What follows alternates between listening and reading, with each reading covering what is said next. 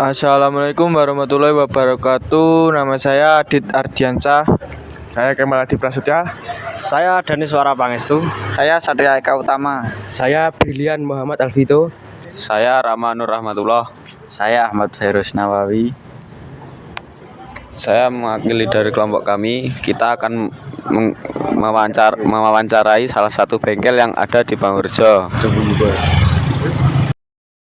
Assalamualaikum warahmatullahi wabarakatuh. Waalaikumsalam. Saya dari SMKN 1 Pangurjo ingin mewawancarai bengkel ini. Ya, silakan. Sejarah awal mula bengkel itu pripun, Pak? Kalau sejarahnya kan yang pegang kan pertama ayah saya, yaitu sekitaran mulai tahun 85-an. 85 gitu. Iya, 85 itu mulai berdiri. Kalau tanggal dan bulannya nggak tahu pasti ya. Saya tahunnya yang tahu ya sekitar 85-an itu berawal dari bengkel sepeda ontel. Sepeda kayu gitu. Nah, itu. Nah, terus berkembang seiring waktu, banyak orang yang punya sepeda motor. Terus bengkel ini berubah menjadi bengkel sepeda motor. Niki jenis produknya napa mawon, Pak nih? Produk? Yeah. Kalau produk banyak, Pak.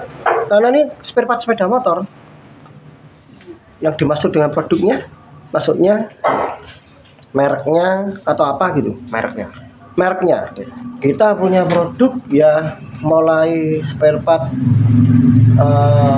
dari merek Honda, Yamaha, Suzuki. Yang paling laris di sini namanya, Pak? Yang paling laris merata ya, Mas ya. Masalahnya kan kebutuhannya orang itu kan beda-beda. Ya, jadi ya merata, Mas. Nggak bisa satu produk unggulan gitu, nggak bisa, Mas. Jadi ya semuanya merata, Mas. Gitu. Jasa yang ditawarkan di sini itu apa, Pak? Jasa yang di sini yang ditawarkan meliputi pengerjaan servis tune up biasa, terus kita bongkar mesin, ya dengan istilah lain kolter. Nah, kita juga bisa setel ruji, kita juga menerima jasa seperti itu. Dan sebentar lagi ini kita bisa menerima jasa untuk mengelas. Itu yang menjadikan target pasar itu siapa, Pak? Yang menjadikan target pasar itu semua lapisan masyarakat, Mas.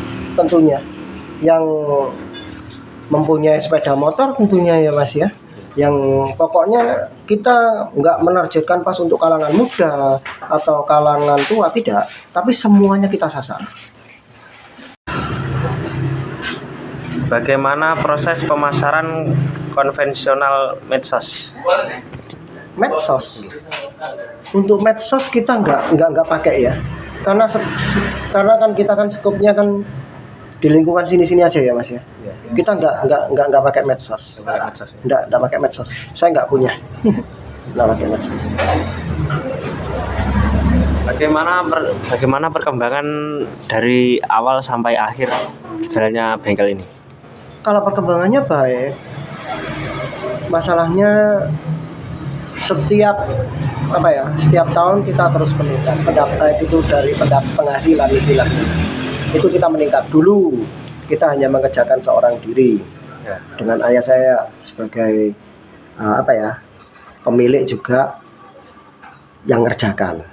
Kalau sekarang saya sebagai penerusnya, saya sudah memiliki 2 orang karyawan yang bisa saya karyakan. Ya, saya juga berdoa agar nanti ke depannya karyawan saya ini bukan 2, bisa tambah 3 atau 4. Gitu. 50 mah. Hubungan dengan pemasok itu berapa, Pak?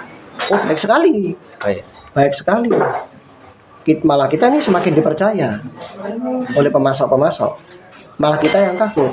Karena melihat pasarnya, situasi kan sekarang ini kan lagi agak merendah, agak sepi istilahnya. Kalau pemasok, jangan ditanya mas, mau berapapun saya masih dikasih. Gitu.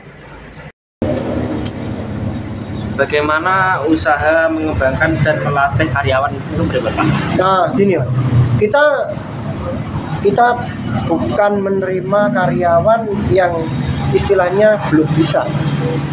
Tapi kita mengutamakan menerima karyawan yang memang sudah bisa, Yang sudah berpengalaman. ya dengan kata lain sudah mumpuni. Jadi waktu pengerjaan itu bisa dikerjakan dengan sangat baik. Apa tantangan terbesar dalam mengatasi tim kerja?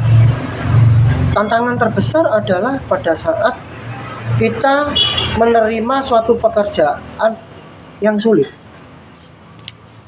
Jadi itu merupakan tantangan, dan kadangkala pun juga para mekanik itu perlu berunding dengan mekanik lainnya atau temannya untuk memecahkan permasalahan itu. Itu tantangan kita yang terbesar. Itu yang pertama. Yang kedua, ya tentu saja kalau dalam hal onderdil spare part, itu tantangan kita yang terbesar adalah masalah pangsa pasar. Kalau pasarnya di sini ini lagi merendah, dengan istilahnya petani tidak ada panen atau petani tidak ada panen, maka ya tantangan kita adalah toko menjadi sepi dan pendapatan kita berkurang. Itu menjadi tantangan tersendiri. Bagaimana cara mengatasi usaha persaingan di masa depan ini, Pak? Untuk mengatasi persaingan ya tentu saja kita punya dua istilahnya dua senjata, istilahnya jalan keluar. Yang pertama, kita meningkatkan performa bengkelnya.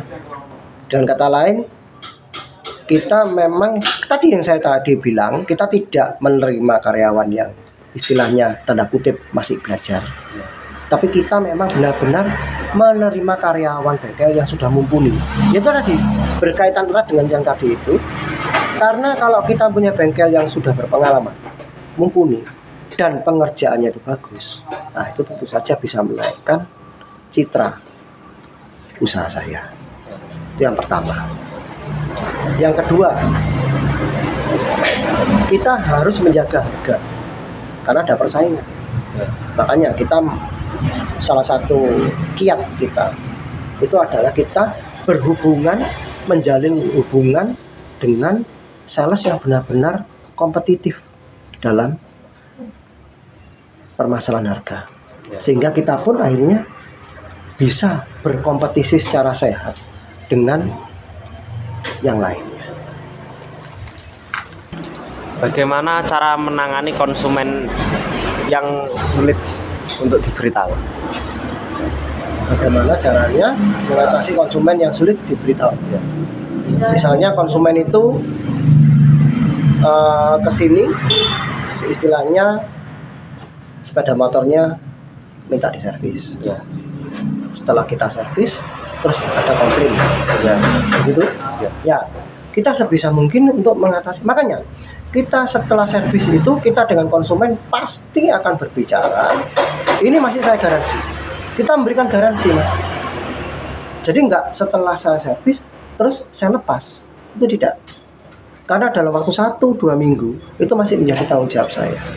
Jadi kalau seumpama ada kesalahan, ada trouble, itu mereka saya suruh ke sini dan akan saya perbaiki secara baik tanpa saya pungut biaya. Nah, itulah kiatnya.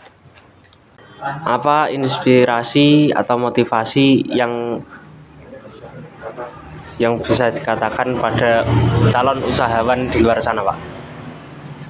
Ya, kita harus tekun ya. Kita harus ulet dan kita harus berkomitmen dengan baik.